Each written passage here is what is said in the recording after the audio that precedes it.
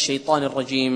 الطلاق مرتان فإمساك بمعروف أو تسريح بإحسان. طلاق 2 بار ہے، پھر یا تو سیدھی طرح اپنے پاس رکھا جائے یا بھلے طریقے سے اسے رخصت کر دیا جائے.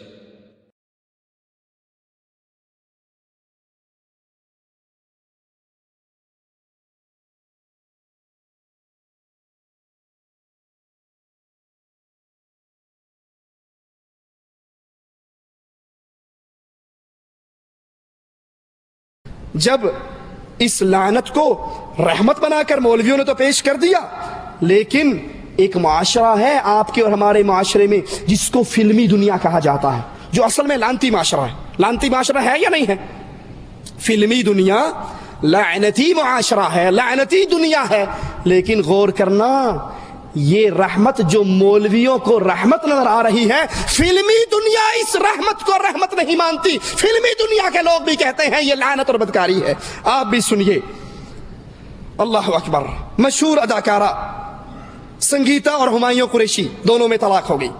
طلاق ہونے کے بعد بڑا مشہور رسالہ ہے منتھلی جو پاکستان سے نکلتا ہے، ماہنامہ دھنک. اس کے اندر اشتہار شائع ہوا. مولویوں کی سرپرستی ہے تو کاروبار ایسے ہی چلے گا. اشتہار شائع ہوا کہ سنگیتا اور ہمایوں قریشی کی طلاق کے بعد دونوں کے ہمدردوں میں ایک دوڑ شروع ہو گئی. ان کا خیال ہے کہ یہ اپنے فیصلے پر کسی وقت پچھتائیں گے، رجوع کرنے کی کوشش کریں گے، تاکہ اشتہار کا نام سنو، ایسے سادہ اور مسکین لوگوں کی تلاش جاری ہے جو ضرورت پڑنے پر سنگیتا سے حلالہ کر کے اس کو پاک صاف کر کے پھر قریشی کو دے دیں. باقاعدہ اپیل ہوئی. ماہنامہ دھنک کے قارئین سے بھی اپیل ہے، اگر وہ اس نیک کام کے لیے تیار ہو تو اپنی درخواستیں ارسال کریں. کمپنی میں نوکری کھل گئی، درخواستیں بھیجیں. اس اشتہار کے بعد سینکڑوں پرستاروں نے سنگیتا کو خط لکھنے شروع ہوئے. وہ اداکارہ خود کہتی ہے کہ اتنے خطوط آئے اور اتنی ٹیلی فون آئی کہ مجھے جواب میں سب کو یہ کہنے پڑا، لائن میں لگے رہو شاید تمہاری باری آ جائے. ان میں سے ایک آدھا خط میں آپ کو سناتا ہوں. ایک صاحب خط لکھتے ہیں اور وہ عام آدمی نہیں، جہلم کی سرکار کے ٹل شاہ ملنگ. انہوں نے خط لکھ کر سنگیتا کو کہا کہ حلالہ کر کے دیکھ لو، پسند آ جاؤں تو مستقل بیوی بھی بنا سکتا ہوں. اور میں عام ملنگ نہیں ہوں، میں جہلم کی سرکار کا ٹل شاہ ملنگ ہوں. اس کا ذاتی ڈرائیور، سنگیتا کا ذاتی ڈرائیور اس کو کہتا ہے، بی بی اچھی بات ہے، گھر کی بات گھر میں رہ جائے، پردے میں رہنے دو، میں جو حاضر ہوں. تو باہر اشتہار کیوں دیتی ہو؟ خادم کو موقع دو. گھر کی بات گھر میں رہ جائے گی، عزت محفوظ رہے گی، کسی کو پتہ بھی نہیں لگے گا اور کام ختم ہو جائے گا، کانوں کان خبر نہ ہوگی. اس طرح مولویوں نے اس زنا کو، اس بدکاری کو، اس حرام کاری کو مولویوں کا چولا جب پہنایا اور اس چولے کے اندر یہ کاروبار بن گیا. ماہنامہ سرپرائز اپنے اپریل 1999 کے شمارے صفحہ 31 میں لکھتا ہے کہ حلالہ ایک کاروباری شکل اختیار کر چکا ہے. بہت سارے مولوی یہ کام پیسہ لے کر کرتے ہیں. اس طرح ایک رات عورت بھی رکھتے ہیں، پیسہ بھی لیتے ہیں اور صبح دوسرے خامند کے لیے حلال ہو جانے کا سرٹیفکیٹ جاری کر کے روانہ بھی کر دیتے ہیں. اور لاہور کی ایک بہت بڑی مسجد، پردہ نشینوں کا نام آتا ہے، پردے میں رہنے دو. لاہور کی تاریخی مسجد کا تاریخی خطیب اس کے بارے میں سرپرائز لکھتا ہے کہ یہ اب تک 250 حلالے نکال چکا ہے. ان کا کاروبار یہ ہے، ان کا کام یہ ہے. اور نئی بات سناؤں، کراچی کے ایک مدرسے کے اندر حلالہ سینٹر کھلا ہے. وہاں پر حلالہ کروانے کے لیے نابینے اندھے بٹھائے ہوئے ہیں. کیوں؟ ابھی آئے گا، وہ اگلی سٹوری آئے گی کہ وہ گئی ایک رات کے لیے تھی، وہی پکی ہو گئی. اب اس ڈر سے انہوں نے کہا یار کوئی اور راہ کڈو، انے باؤ، اندھے بٹھاؤ تاکہ ایک دوسرے کو پسند نہ کریں. وہ اندھا بھی کہتا ہوگا چھیتی کراؤ، میں جا کے نماز بھی پڑھانی ہے. اندھے بٹھائے ہیں مدرسوں کے اندر اور وہ اندھے ان کے حلالے نکالتے ہیں. اور جو میں آپ کو پہلے بیان سنا چکا ہوں، ایک عورت نے اپنے جج سے کہا، جج صاحب حلالہ مولوی سے شرم آتی ہے. پاکستان، لاہور، 27 جولائی 1996. کراچی کا ایک سیٹ ترقی کرتا ہوا فیکٹری کا مالک بن جاتا ہے اور اس فیکٹری کی مالکہ سے اس کی شادی ہو جاتی ہے. شادی ہونے کے بعد دماغ خراب ہوا، پہلے تو نوکر تھا، نوکر سے چلتے چلتے سیٹ بن گیا، اپنی بیوی کو طلاق دے دیتا ہے، طلاق طلاق طلاق۔ جب کھوپڑی ٹھنڈی ہوتی ہے، دارالعلوم میں جاتا ہے، وہ کہتے ہیں حلالہ کرنا پڑے گا۔ اب یہ سوچتا ہے یہ ساری فیکٹری بیگم کے نام پہ ہے، جائیداد اس کی، کوٹھی اس کی، مال اس کا، اگر کسی ایسے ویسے کے ہاتھ لگ گئی تو ہر چیز سے جاؤں گا۔ وہ اپنی فیکٹری کا مالی، یہ جو باغیچے کو پانی لگانے والا، گوڈی کرنے والا، اس سے اس کا نکاح کر دیتا ہے۔ پاکستان میں یہ قصہ بڑا مشہور ہوا، اخبارات نے بڑی لے دیکھی اس پر۔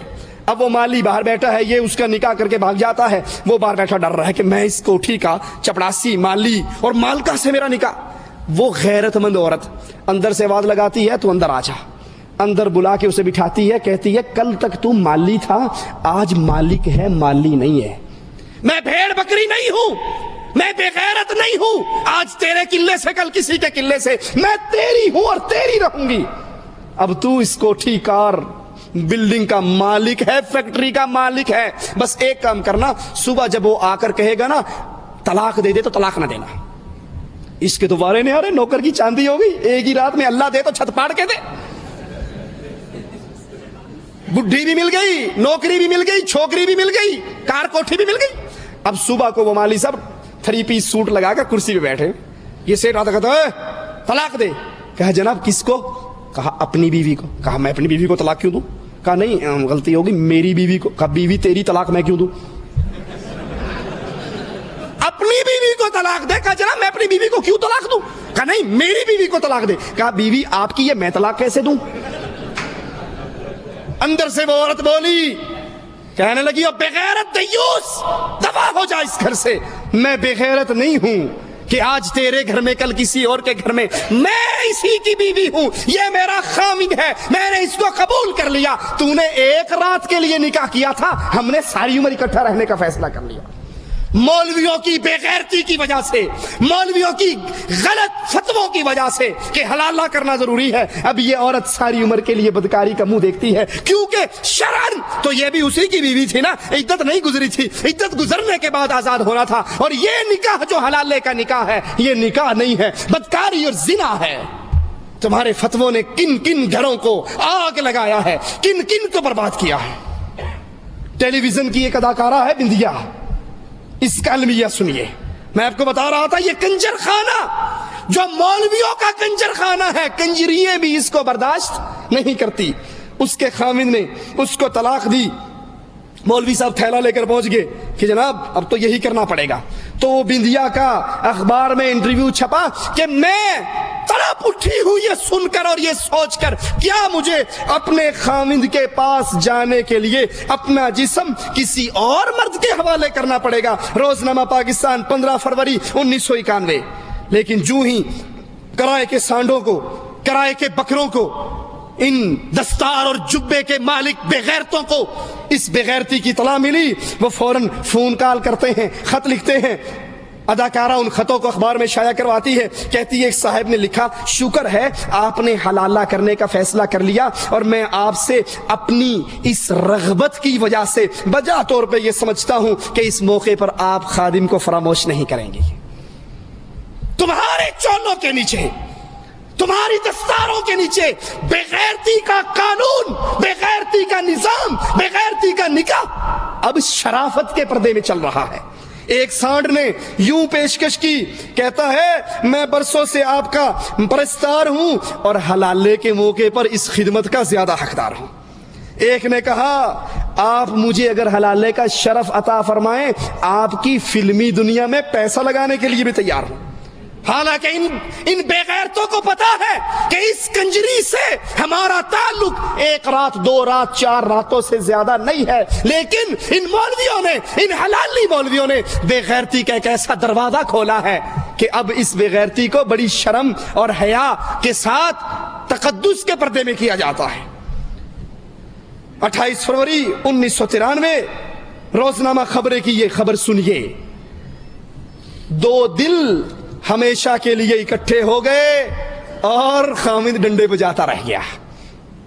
مجسٹریٹ سعید اختر انصاری کی عدالت میں گزشتہ روز شین نام کا اس کا تخصص ہے، وہ کہتا ہے، نام پورا نہیں بیان کیا، شین کے نام سے بیان کیا کہ شین نے آ کر کہا میری شادی کچھ عرصے پہلے اسلام نامی آدمی سے ہوئی تھی، اولاد نہ ہونے کی وجہ سے میری ساس نے اپنے بیٹے کو مجبور کر کے طلاق دلوا دی، تو اس نے اپنے دوست سے، نعیم نامی دوست سے میرا نکاح کر دیا کہ ایک رات کے بعد طلاق دے دے، پھر میں دوبارہ یعنی اسلام دوبارہ اس سے شادی کر لے گا، مگر میں اور نعیم اب ہمیشہ اکٹھا رہنا چاہتے ہیں، ہم علیحدگی نہیں چاہتے۔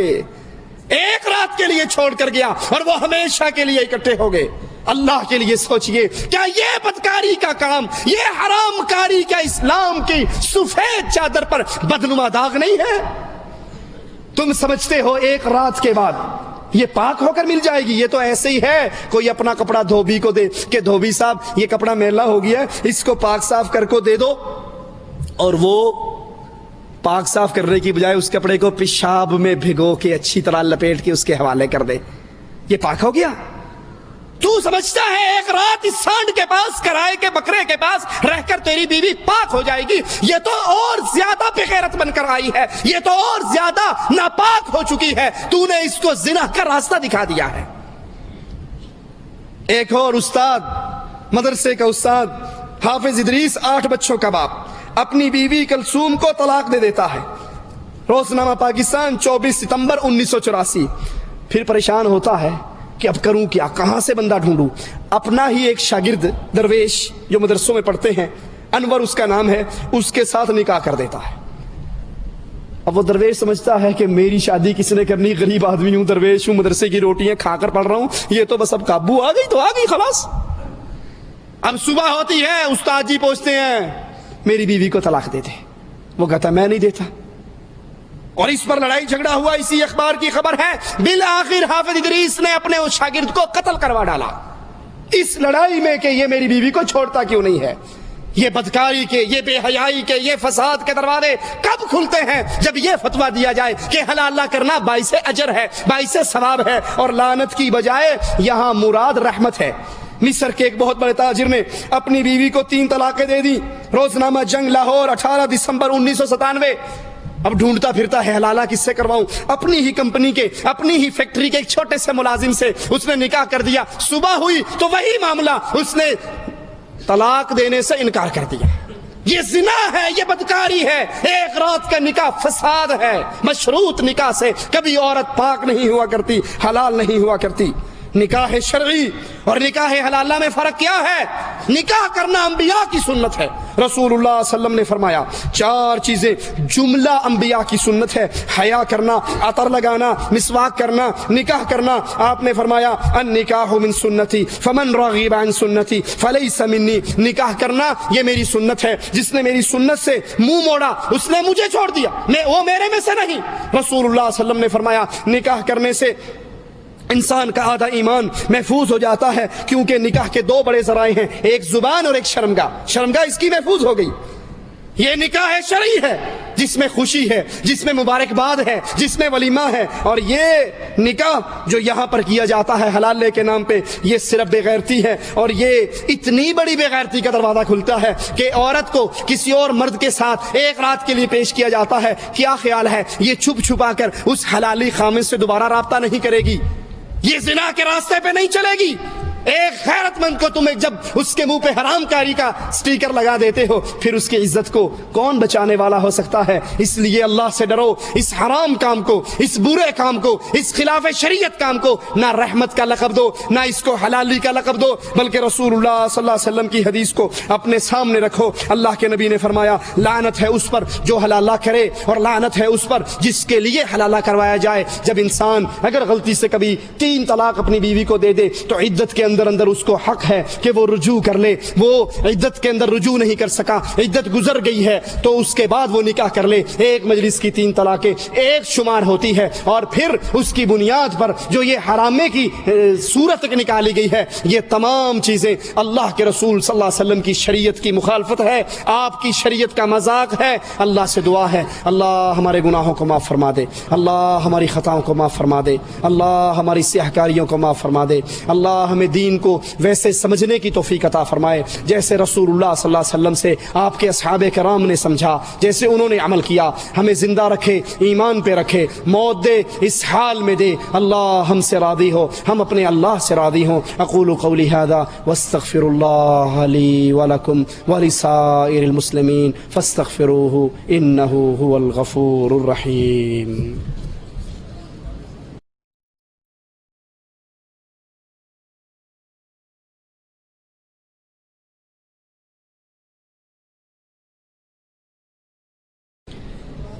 سوال ہے، اگر کسی آدمی نے کسی عورت سے زنا کیا تو دنیا میں اس کو سزا مل گئی، کیا اس کو پھر آخرت میں بھی سزا ملے گی؟ اگر کسی زانی پر زنا کے بعد وہ انسان توبہ کر لے اور توبہ کے ساتھ ساتھ اس پر اسلامی شریعت میں حد قائم کر دی جائے، جو اسلام کی سزا مقرر ہے اللہ عز و جل کی طرف سے، اس کو لاگو کر دیا جائے، تو اللہ سے امید ہے انشاءاللہ وہ اس گناہ سے پاک اور صاف ہو جائے گا، جس کی دلیل رسول اللہ صلی اللہ علیہ وسلم کی حدیث میں ہمیں ملتی ہے کہ ایک عورت نے بدکاری کی، اس نے آ کر اقرار کیا، آپ نے کہا بچہ پیدا ہو جائے پھر آنا، وہ پھر آئی، آپ نے پھر کہا بچہ چھوٹا ہے، جب بڑا ہو جائے کھانے پینے کے قابل ہو جائے پھر آنا، وہ پھر آئی، اس کی توبہ خالص تھی، آپ نے اس کو بچے سے الگ کر کے اس کو سزا اس پہ لاگو کر دی، تو رسول اللہ صلی اللہ علیہ وسلم کے صحابہ نے جب اس کو رجم کیا، پتھر مارا، ایک صحابی کے کپڑوں پر خون گرا، تو انہوں نے کہا کہ یہ کتنی بری عورت تھی، اس کا گندا خون میرے کپڑوں پہ گرا۔ اللہ کے نبی صلی اللہ علیہ وسلم نے فرمایا کہ اس کو برا نہ کہو، اس نے ایسی توبہ کی ہے، ایسی توبہ کی ہے، اگر مدینے کے 70 لوگوں پر اس کی توبہ کو تقسیم کر دیا جائے تو وہ ساروں کو اللہ معاف کر دے گا۔ دوسرا سوال ہے، اگر کسی نے کسی عورت کے ساتھ زنا کیا لیکن اس نے روپیہ وغیرہ دے کر اپنے آپ کو چھٹکارا کر لیا تو آخرت میں سزا ملے گی؟ روپیہ دینے سے چھٹکارا نہیں ہوتا، اگر روپیہ دینے سے چھٹکارا ہو جائے تو امیر آدمیوں کو تو کام شروع ہو جائے، وہ جس غریب کو دیکھیں بدکاری کریں، روپیہ دے کے جان چھڑوا لیں، روپیہ دینے سے جان نہیں چھٹتی۔ یا تو اسلام کی حکومت ہو، وہ اس پر اللہ کی طرف سے اس حد کو جاری کرے، یا پھر وہ انسان چونکہ یہ گناہ کبیرہ ہے اپنے اللہ سے معافی مانگے اور اس گناہ سے اللہ اس کو معاف کر دے۔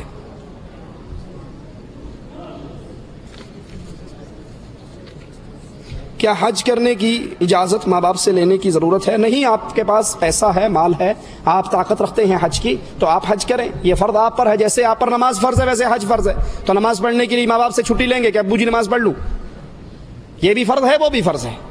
ہاں، جہاد ایک ایسا عمل ہے جس کے لیے جانے کے لیے رسول اللہ صلی اللہ علیہ وسلم سے نے فرمایا اپنے ماں باپ سے اجازت لینا ضروری ہے۔ حج ارکان میں سے ہے، جیسے نماز ہے ویسے حج ہے، جب اس کی طاقت ہو، شرائط اس کی پوری ہو جائیں تو آپ پہ حج کرنا ضروری ہو جاتا ہے۔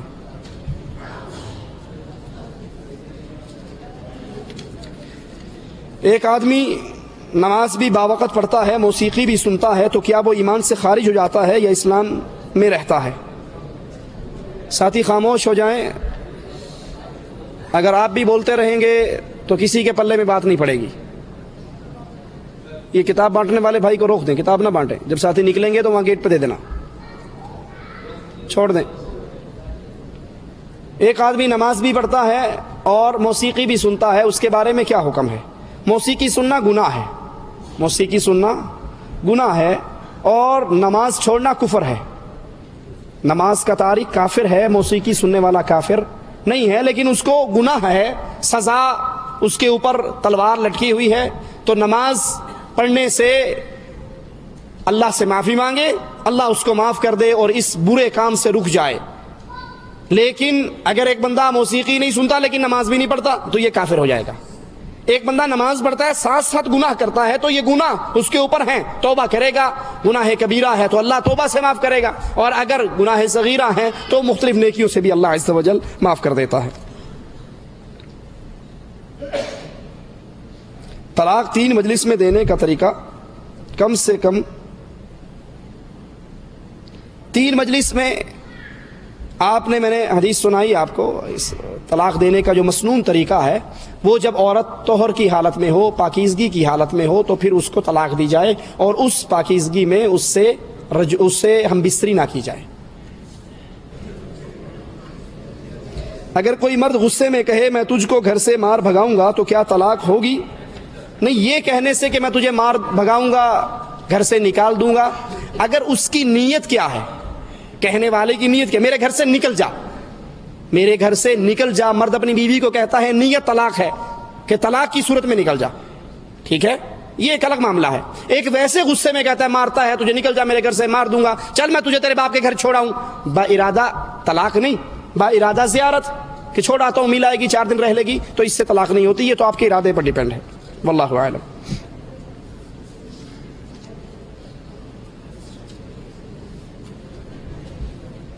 ایک ٹیکسی ڈرائیور جو غیر مسلم ممالک میں رہتا ہے, وہ سینما ہال یا دوسرے گندے مقامات پر جانا چاہتا ہے, تو اس کے علاوہ کوئی چارہ نہیں, تو کیا جواب ہے؟ اس کے علاوہ چارہ کیوں نہیں بھائی, وہ اپنی بیگم کو بلائے, حلال راستے استعمال کرے, حرام راستے میں کیوں جاتا ہے, ٹھیک ہے.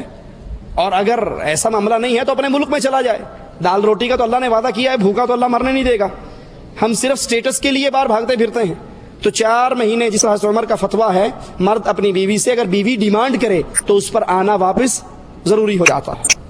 تو یہ طریقہ نہیں ہے کہ یہاں آ کر 4 سال انسان پڑا رہے اور بیوی کے پاس نہ جائے, اور یہاں پر اپنی خواہشات بجھانے کے لیے وہ گندی کے مقامات پہ پھرتا رہے. یہ طریقہ درست نہیں ہے.